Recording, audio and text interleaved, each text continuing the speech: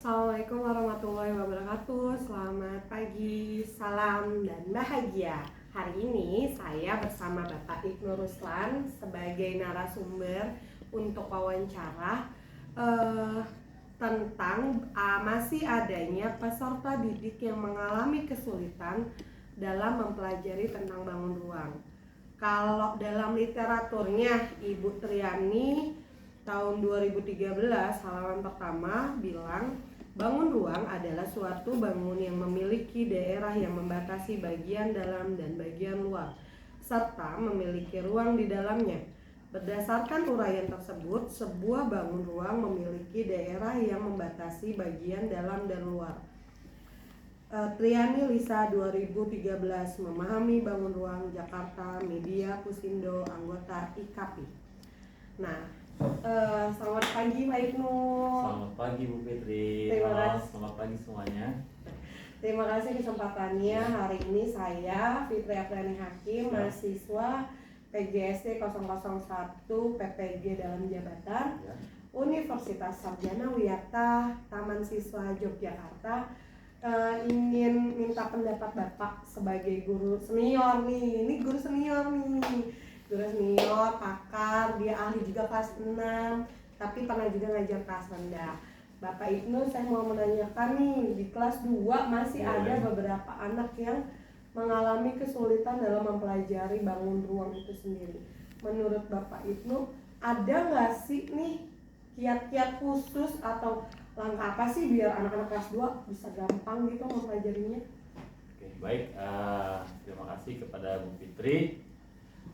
Ingin berbagi sharing saja ya tentang bagaimana cara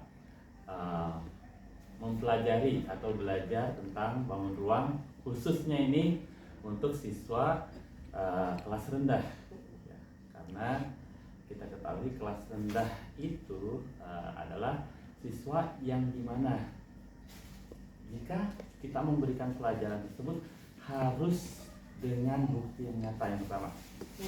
Jadi Bu Fitri bisa memberikan benda-benda konkret, ya. Nah, supaya apa? Supaya anak tersebut tergugah, ya, bertambah minat motivasinya.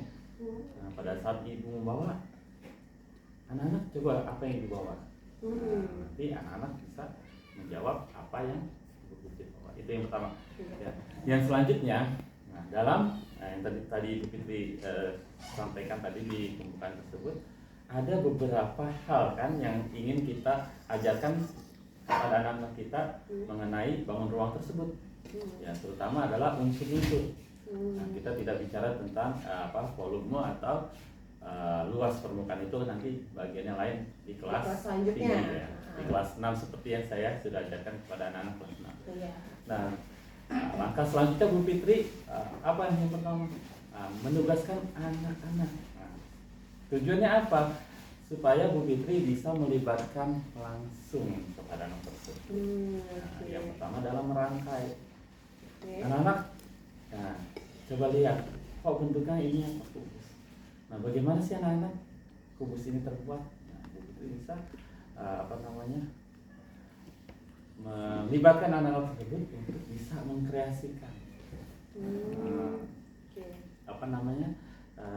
Mengkreasikan dari membawa alat-alat sederhana bisa dibuat atau dirangkai menjadi sebuah bangun ruang seperti yang Bu Fitri bawa tersebut. Seperti sumpit atau lidi ya. Nah, lidi tersebut. Nah, nanti dari situ akan terbangun image anak bahwa dengan sumpit-sumpit tersebut bisa membangun kerangka daripada kubus. Nah, kerangka tersebut nanti masuk kepada apa? Adalah rusuk-rusuknya. Nah, mereka bisa menghitung berapa. Nah, dari situ bisa terjadi anak-anak bisa tambah semangat lagi, ya. Kemudian selanjutnya, itu kan pertama kan pembelajaran kita sudah masuk ke dalam pembelajaran unsur rusuk, ya. Selanjutnya kubus tersebut kalau bisa dibongkar. Ya, dibongkar seperti puzzle ya, puzzle box. Kita buka sehingga bisa menjadi bangun datar ya, atau disebut jaring-jaring kubus. Nah dari situ anak-anak libatkan pula, anak-anak coba hitung ada berapa sih sisi-sisi atau bagian-bagian sisi yang bisa yang bisa membentuk dari bangun tersebut. Nah dari situ anak-anak bisa mengisi. Kalau bisa kubusnya berwarna-warni setiap sisi. Nanti anak-anak bisa mengisi. Oh ternyata ada 6 Pak. Nah ada 6 Bu sisi tersebut. Nah jadi itu selanjutnya mengenai titik sudut. Nah titik sudut tersebut nanti anak-anak bisa anak-anak coba lihat ada berapa banyak pertemuan ketiga buah rusuk tersebut.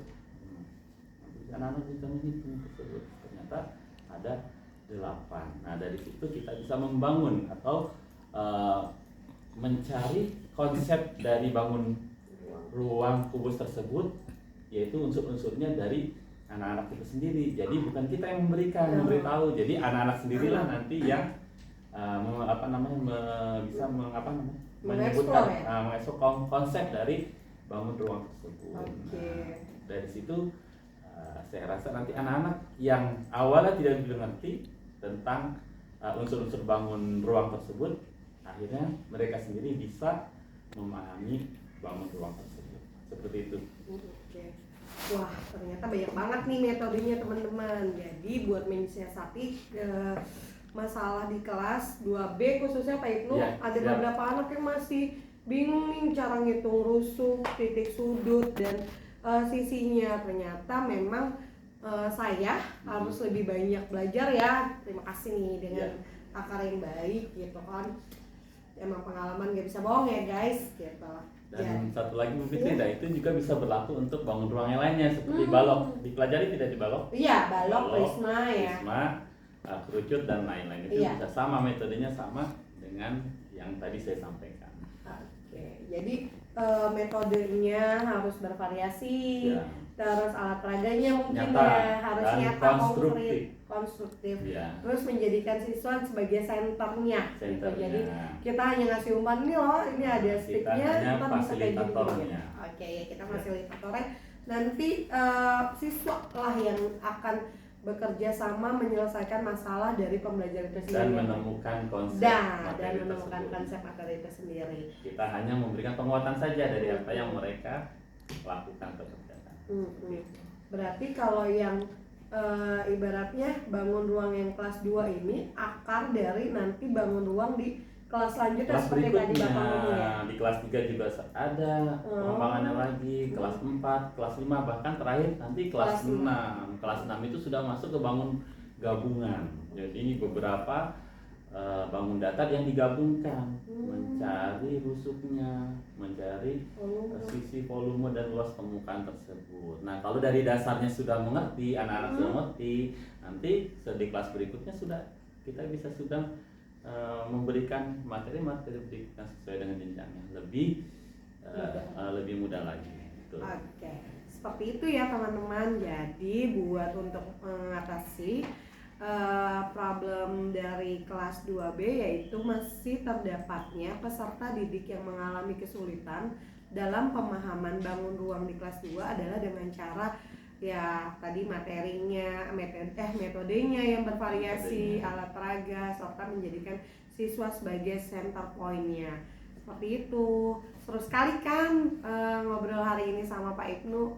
Singkat, padat, jelas, tapi insya Allah bermakna. Semoga buat teman-teman dan buat saya juga. Terima kasih ya Pak Ibnu. Ya, sama-sama Bu Fitri. Kita sama-sama belajar ya, saling sharing, berbagi pengetahuan karena kita satu tim ya. Terima kasih sudah menyaksikan video ini. Berikut adalah hasil wawancara saya sebagai lampiran tugas LK2.1 wawancara dengan pakar ahlinya. Terima kasih. Assalamualaikum. Salam bahagia.